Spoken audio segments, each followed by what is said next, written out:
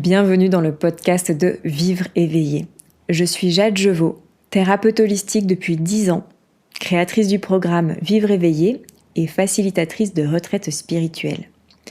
Ici, on va venir questionner de façon spirituelle notre relation à la vie sous toutes ses coutures, notre relation à notre corps, à l'argent, à nos proches, à notre travail, notre sexualité, afin de sortir de nos carcans et d'accéder à une vie épanouissante, joyeuse et alignée à qui on est profondément.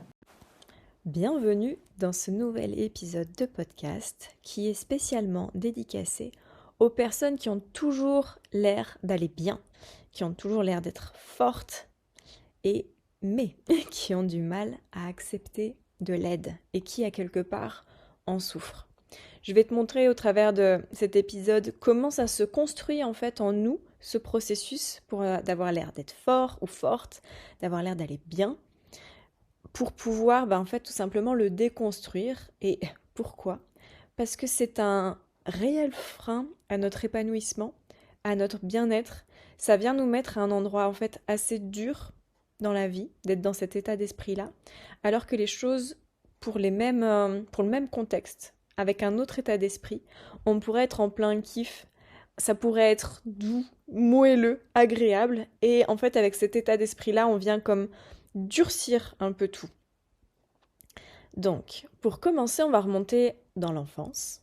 En fait, ça ne sort jamais vraiment de nulle part, ce genre de fonctionnement, et ça vient probablement que face à nous, il y avait 1 ou 2 parents qui avaient du mal à accueillir eux-mêmes déjà leurs propres faiblesses, et donc naturellement celles de leurs enfants. Et puis ce qui est assez triste, c'est qu'en général, ça fait ça de génération en génération. Et on se transmet un peu comme un espèce d'état d'esprit familial. Et on peut ne pas nous l'avoir dit tel quel, mais on l'a compris parce que le parent va critiquer un enfant qui chouine. On dit que ça va être une chiffre molle, et que nous, on n'est pas comme ça dans la famille. Et ils vont valoriser des personnes qui sont fortes, qui pleurent pas. Souvent le truc de « pleure pas, t'es un bébé ». Arrête de pleurer, tu m'énerves. T'es tout le temps en train de pleurer. Donc en fait, on a assez facilement compris que si on voulait être bien vu par nos parents, et donc aimé, il fallait être fort ou forte. Et il fallait sourire, il fallait pas montrer que ça n'allait pas. Il fallait pas montrer nos faiblesses. Et ça, c'est un truc, c'est un fonctionnement de survie lorsqu'on est enfant. Parce que on dépend complètement des adultes qui s'occupent de nous. Et donc, ces règles-là sous-jacentes, dont peut-être même les parents n'avaient pas conscience, l'enfant les capte. Il les capte super bien parce que sa survie en dépend. Si je suis pas conforme à ce qu'on attend de moi, je pourrais être rejetée, je pourrais être moins bien traitée. À quelque part, si on creuse, il y a un peu, j'ai peur que j'ai plus d'abri, j'ai plus de quoi manger. On est beaucoup trop dépendant et donc c'est un système de survie automatique que d'analyser son environnement et d'y répondre de la meilleure façon pour faire partie du clan. Ce qui nous amène tout naturellement à adultes, vu qu'on a appris ça toute notre enfance, qu'on l'a répété, que ça a été validé, revalidé. Oh, c'est bien ma fille, mon fils, tu es fort. Oh, toi, tu souris alors que voilà, tu as vécu ça, c'est bien. Adultes, on croit qu'en fait ça c'est nous. Ça fait partie de nous, que nous on est comme ça, c'est notre identité. Moi, je suis fort. Moi, je suis forte et souriante. Et moi, il n'y a pas de problème. Moi, c'est pas grave.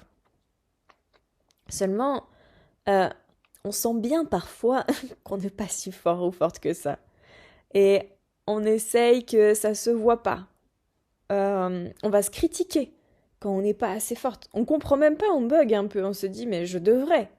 Pourquoi j'y arrive pas ? J'ai un problème. Et ça va créer beaucoup de fatigue, beaucoup de frustration.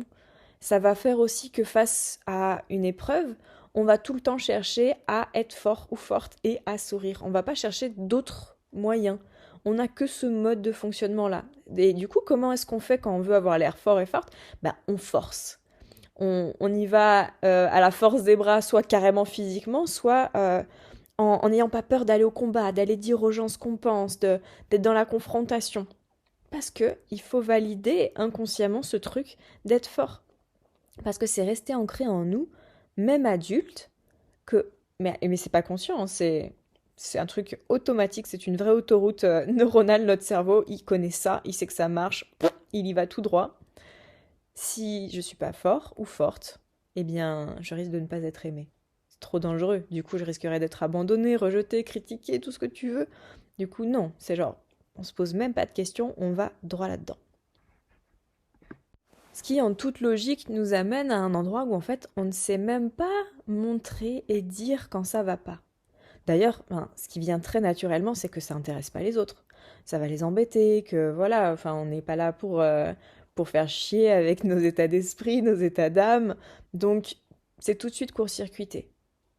Et moi, déjà, la première question, la première percée que j'aimerais faire, si tu t'es reconnu dans ce processus, c'est: et si on t'aimait quand même?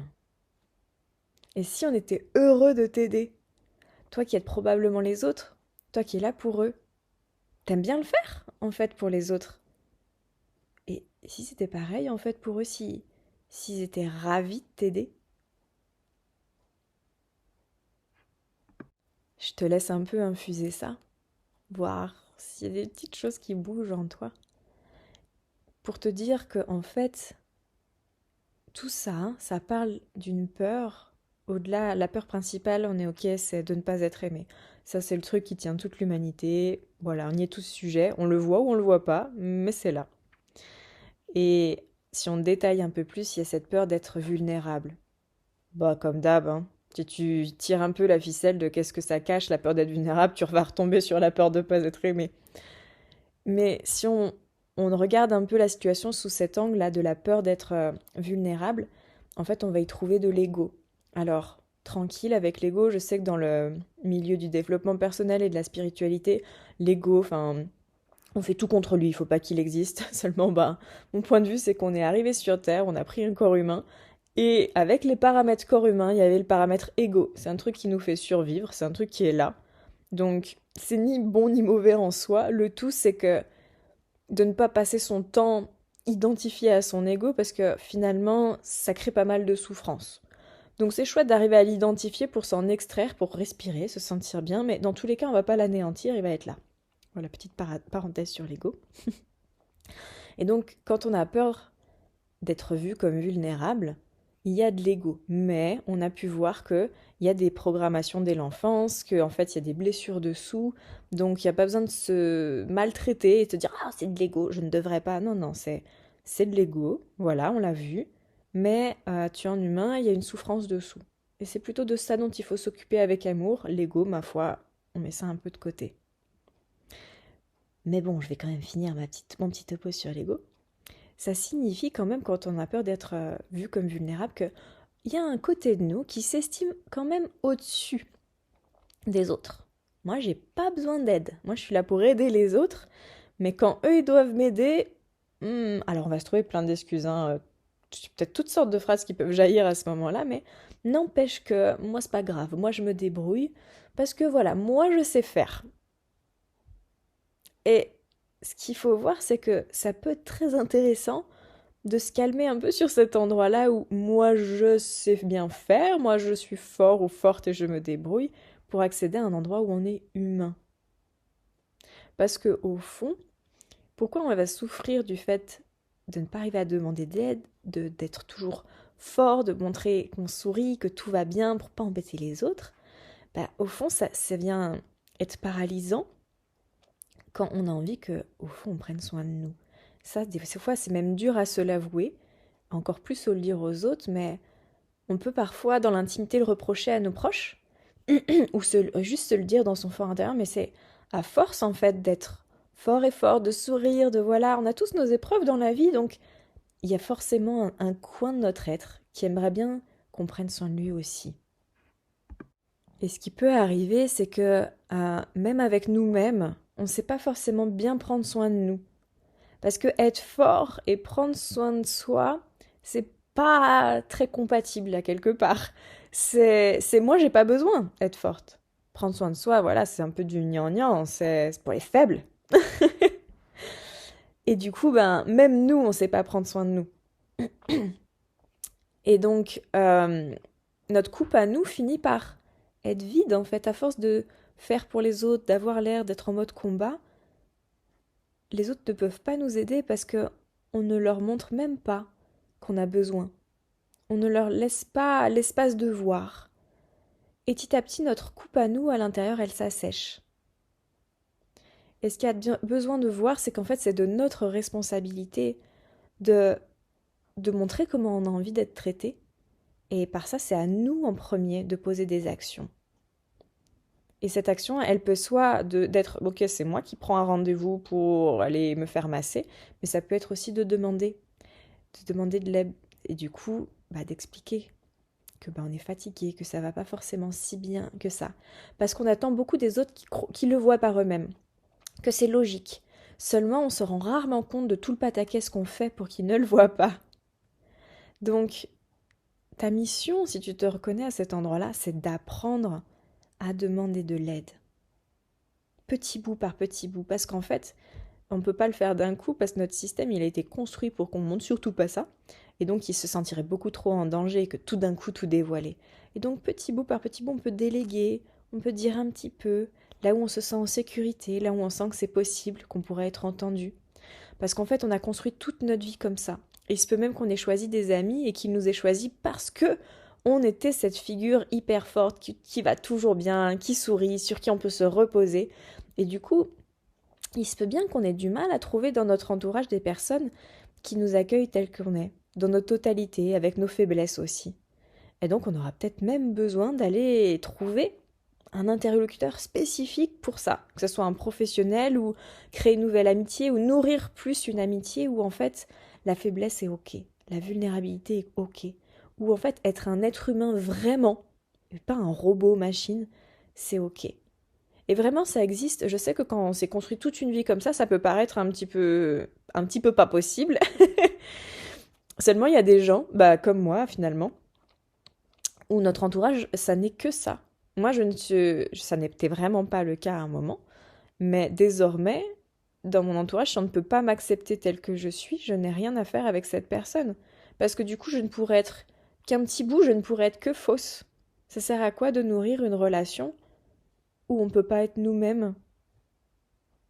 Même pour l'autre, en fait. Je lui offre cet espace où il peut être lui-même. Ce qui s'est passé à un moment dans ma vie qui était un peu un moment de transition, où j'offrais vraiment cet espace à l'autre, mais par contre, lui ne me l'offrait pas. Et je me sentais pas très bien. Mais en fait, j'avais pas vu que, moi, à force d'écouter, à force d'aider, je ne laissais pas euh, cet espace pour que l'autre prenne soin de moi. Ou alors, il le faisait, mais tellement mal. J'étais, mais c'est sidérant d'être si maladroit. Voilà, maintenant, petit à petit, je me suis dirigée vers des autres qui peuvent à la fois être soutenus, entendus par moi, être vus dans leur totalité, être aimés pour ça, et moi aussi. Parenthèse. Tu vois, c'est vraiment un état d'être global, mais qui va apporter énormément de bien-être. Je n'ai pas les mots pour décrire ce que ça fait de sentir que, où qu'on aille dans notre entourage, on est reçu et aimé pour qui on est. Je connais pas de bien-être plus grand que ça. Pour moi, c'est un socle qui permet tout.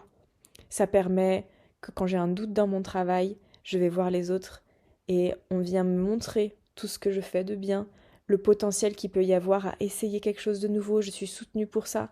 Pareil pour en tant que maman, pareil pour en tant que femme, pour en tant qu'amie. C'est un truc de dingue d'avoir ça. Mais pour ça, il faut avoir pris cette responsabilité-là de dire je montre et je prends soin de moi d'abord. Je montre ma vulnérabilité aussi, je baisse les armes. Et donc, je pense que tu as compris, je sais que c'est toute une aventure. Je l'ai fait pour moi-même.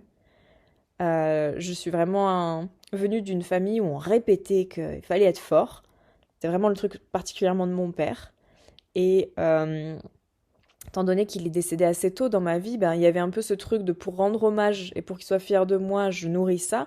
Mais aussi, perdre quelqu'un dans une famille qui est un peu jeune, il y a plein de choses à faire, à tenir. Il y a une maman qui ne va pas forcément bien. Et donc voilà, quand on prend cette posture de personne forte, tôt, ça crée tout un tas de choses. Et donc de le déconstruire, ça peut prendre du temps. Mais c'est ô combien bénéfique. C'est jouissif. Et il faut comprendre que, pour en faire un peu la boucle avec le début de cet audio, c'est que lorsque on ne fait que aider, que aller vers l'extérieur, que montrer que ça va, de pas vouloir déranger, penser que ça emmerde les autres si on parle de nos problèmes, c'est qu'en fait, notre réservoir est fini par être à sec. C'est difficile d'avancer dans la vie avec un réservoir à sec. Tout est plus pénible. Et il y a encore des moments dans ma vie, ne pensez pas que c'est un endroit qu'on atteint et puis basta. Il y a encore des endroits dans ma vie où du coup je vais pas suffisamment bien prendre soin de moi à un endroit en particulier. Et il y a un moment où maintenant c'est un peu comme des alertes. Quand je sens que c'est compliqué, que je commence à me sentir amère, que j'aimerais bien que l'autre en face y comprenne. Ah, ok, ça c'est le signal. C'est le signal que mon réservoir il est à sec, qu'il faut que j'en fasse moins, ou que je fasse quelque chose de particulier pour moi. Et des fois ça se désamorce avec un rien. Dernièrement, j'écoutais du coup mon enfant intérieur, ça sera peut-être le sujet d'un prochain audio, euh, pour savoir en fait de quoi j'avais besoin. C'est une part spontanée, enfantine, toute simple de moi, qui sait en fait, et qui se prend pas le chou avec ces trucs d'adulte. Et du coup me dit, j'aimerais bien m'acheter un pull. J'étais là, ma part d'adulte qui t'a mais t'en as assez des pulls, ça sert à rien, enfin voilà, non, non, non, non. En plus, en ce moment, on est en train de rénover notre maison, ça servirait à quoi d'avoir un pull que j'aurais à peine le temps de mettre parce que je suis souvent dans les travaux. Mais l'enfant intérieur, il avait besoin de ce truc jugé pas utile par cette part de moi sérieuse et adulte, par mon mental, mais de l'avoir fait, c'était tellement doux. Et ben en fait, ça m'a montré que je faisais un truc pour moi, qu'il y avait ce côté doux, entre guillemets, superflu, qui pouvait être nourri. Et hop, ça m'a relancé. Ça peut être tout bête. C'est ça, prendre soin de soi. C'est pas forcément compliqué. C'est s'autoriser souvent des trucs tout simples qui nous font envie. On peut se dire qu'on n'a pas assez les moyens, qu'on n'a pas le temps, ou que c'est superflu. C'est exactement ça qui va faire du bien. En fait aussi, au fond, pourquoi je parle de tout ça, c'est parce que lorsqu'on va au bout de ce truc d'avoir l'air fort ou forte, de ne pas montrer nos faiblesses, il y a le burn-out qui nous guette. Il y a la dépression. Il y a une sorte de pathologie qui vont dans cet état d'esprit, on est allé au bout et on est usé. Et donc en fait, tout ce que je transmets là, c'est pour éviter d'aller au bout et être usé. Et lorsque j'étais à l'école d'herboristerie, un de nos profs nous avait dit, pour combattre le burn-out, il y a une solution qui est magique, c'est faire des choses qui ne servent à rien. J'ai beaucoup aimé ça.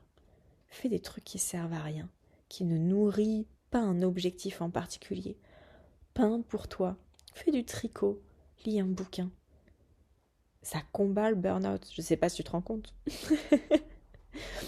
Mes propos te sembleront peut-être un petit peu légers, et pourtant si tu essayes avec sincérité, tu te rendras compte de la puissance de ce qui porte à l'intérieur. Donc voilà, maintenant tu vois les pistes pour remettre du plaisir et du moelleux dans ta vie.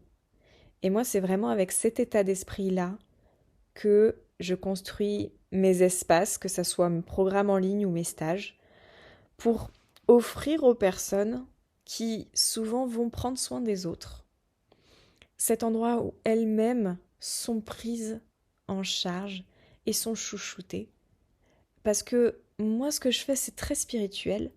Et j'ai remarqué que dans la spiritualité, il y avait souvent cette tendance à oublier le corps. C'est-à-dire, ouais, vas-y, tu vas sur le sacré, tu essayes de comprendre comment ça marche, les guides, machin, et tout ça, de les entendre, mais t'as ton réservoir à sec. Et je ne sais pas si tu connais la pyramide de Maslow, c'est une pyramide des besoins qui, à sa base, a vraiment des choses fondamentales comme le repos, d'être bien nourri, pour petit à petit, voilà, se sentir en sécurité, pour après nourrir des relations et au bout du bout arriver à quelque chose de l'ordre de l'essence, de la spiritualité, de l'épanouissement complet. Et du coup, avec la spiritualité, on est en haut de la pyramide.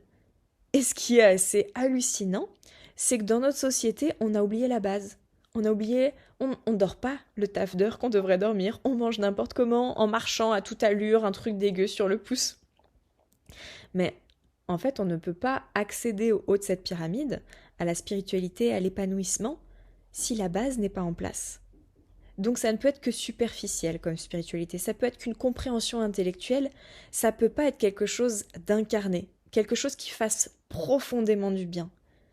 Et du coup, je me vois être aussi un peu à contre-courant de ce que propose le développement personnel et la spiritualité actuellement, qui est de revenir à cette base-là. Moi, dans mes stages, je fais toujours attention, puis j'aime ça aussi, je suis assez gourmande, à ce qu'on mange bien. Et qu'on c'est non seulement sainement, c'est respectueux pour la planète et gourmand et qu'on kiffe. Et que ça soit dans des endroits qui soient beaux, confortables. C'est vraiment, je mets toujours beaucoup de temps à trouver des endroits où je fais des stages parce que c'est très important pour moi. Et on me va souvent me dire, ah mais c'est pas ça qui compte, tu sais, tu pourrais faire un stage moins coûteux où il y aurait plus de gens qui viennent et où tout le monde dorme sur son tapis de camp. Ben non, je suis désolée. Moi, la spiritualité que je propose, elle est plus profonde que ça. Et elle a besoin de ce confort-là. Elle a besoin de prendre soin du corps. Et ce qui peut paraître trop pour certains est normal en réalité. Parce qu'en fait, trop, c'est je ne mérite pas de dormir dans ce lit si confortable, dans cette si belle chambre. Bien si, en fait. Et c'est un apprentissage de dingue de s'autoriser ça.